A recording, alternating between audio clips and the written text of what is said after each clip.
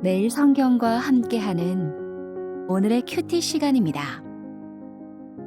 7월 13일 오늘의 말씀은 시편 13편 1절에서 6절입니다.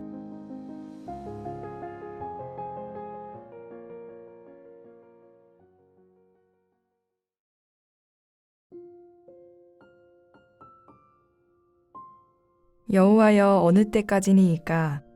나를 영원히 잊으시나이까? 주의 얼굴을 나에게서 어느 때까지 숨기시겠나이까?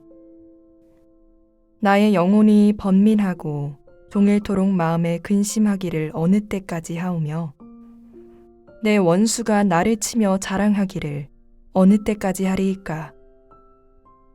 여호와 내 하나님이여, 나를 생각하사 응답하시고 나의 눈을 밝히소서. 두렵건대 내가 사망의 잠을 잘까 하오며, 두렵건대 나의 원수가 이르기를 내가 그를 이겼다 할까 하오며, 내가 흔들릴 때에 나의 대적들이 기뻐할까 하나이다. 나는 오직 주의 사랑을 의지하였사오니 나의 마음은 주의 구원을 기뻐하리이다. 내가 여호와를 찬송하리니 이는 주께서 내게 은덕을 베푸심이로다.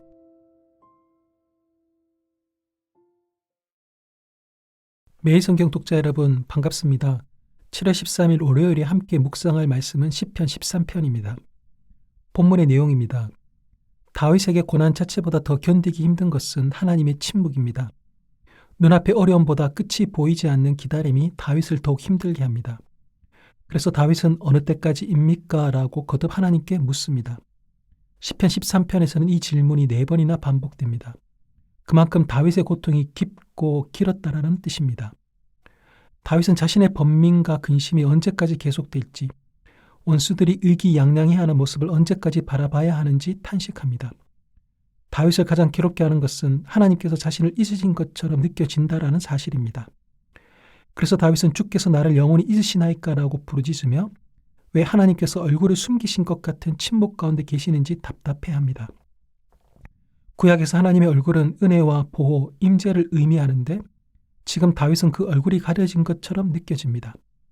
다윗에게 지금 하나님은 너무 멀리 계신 것만 같습니다. 다윗은 하나님이 멀게 느껴지는 순간에도 하나님과의 관계 자체를 놓지는 않습니다. 그는 하나님을 향해 내 하나님이라고 부릅니다. 기도하는 가운데 다윗은 한 가지 중요한 사실을 붙듭니다.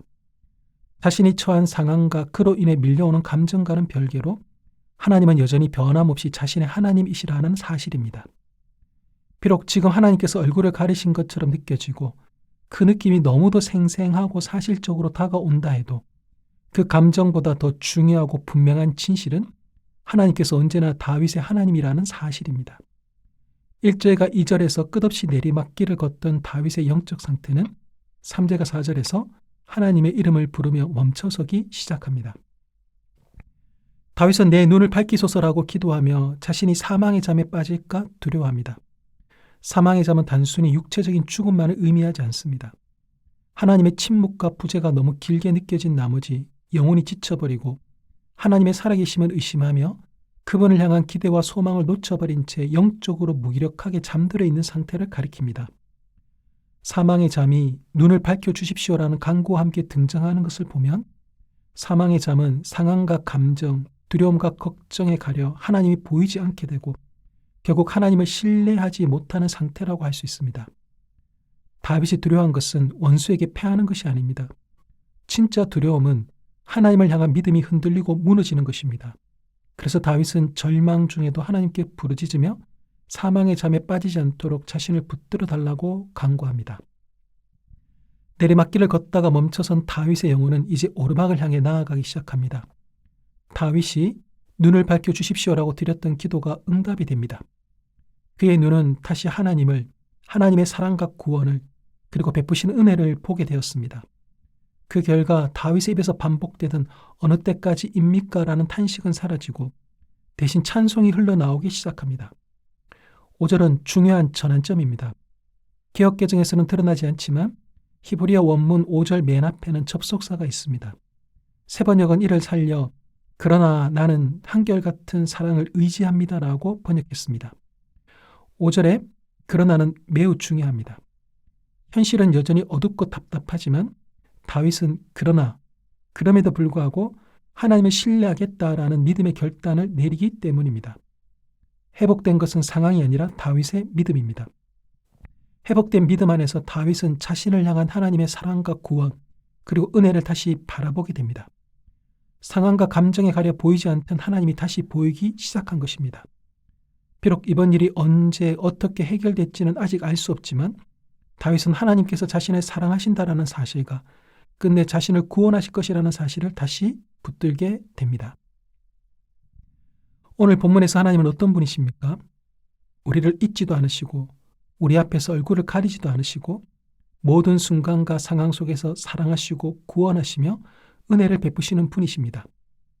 하나님은 언제나 내 편이 되어 나를 도우시는 분이십니다. 내 하나님이라는 고백 앞에서 내리막길을 치닫던 다윗의 영혼은 멈춰서게 됩니다. 끊어진 것처럼 느껴지던 하나님과의 관계가 사실은 단 한 번도 끊어진 적이 없었다라는 걸 깨달았기 때문입니다. 그러므로 기억하십시오. 우리는 언제나 하나님과 연결되어 있습니다. 바울이 로마서 8장에서 고백하는 것처럼 그 어떤 것도 성도를 주님과 그 사랑에서 끊을 수 없습니다. 언제나 나는 하나님의 것이며 하나님은 내 편이십니다. 그렇기에 사방이 막힌 듯한 절망의 한복판에서도 결코 낙심하거나 두려워할 필요가 없습니다. 오히려 낙심의 자리를 박차고 일어나 다윗처럼 담대히 고백할 수 있습니다.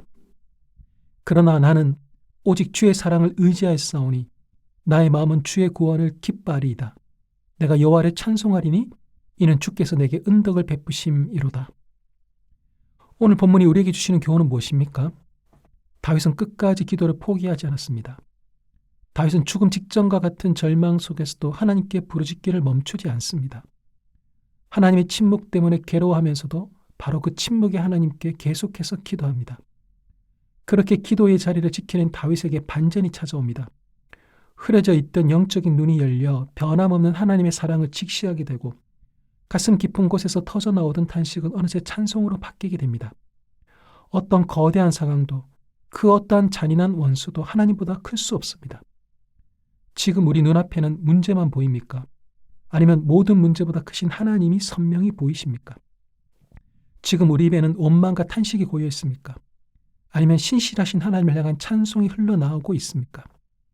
이제 다윗처럼 우리도 눈을 밝혀주십시오라고 기도해야 합니다. 세상의 유혹과 환경의 위협 앞에 영적인 사망의 잠을 자지 않도록 그리하여 나를 결코 잊지 않으시고 내 미약한 신음을 들으시며 지금 이 순간에도 구원의 드라마를 펼쳐가시는 하나님을 목도하게 해달라고 기도해야 합니다. 기도하겠습니다. 하나님, 고민되고 마음이 힘든 일들 때문에 하나님을 보지 못하는 일이 없도록 저의 눈을 밝혀주소서. 해결되지 않는 일과 관계 때문에 하나님을 오해하지 않게 하소서. 상황은 여전히 요동칠지라도 나는 영원한 하나님의 소유임을 기억하며 어떤 상황에서도 기도를 멈추지 않고 내게 주신 믿음의 길을 묵묵히 걸어가게 하소서. 오늘도 내 하나님이심을 고백하며 변함없는 주님의 사랑과 구원을 기뻐하고 노래하게 하소서. 예수님의 이름으로 기도합니다. 아멘.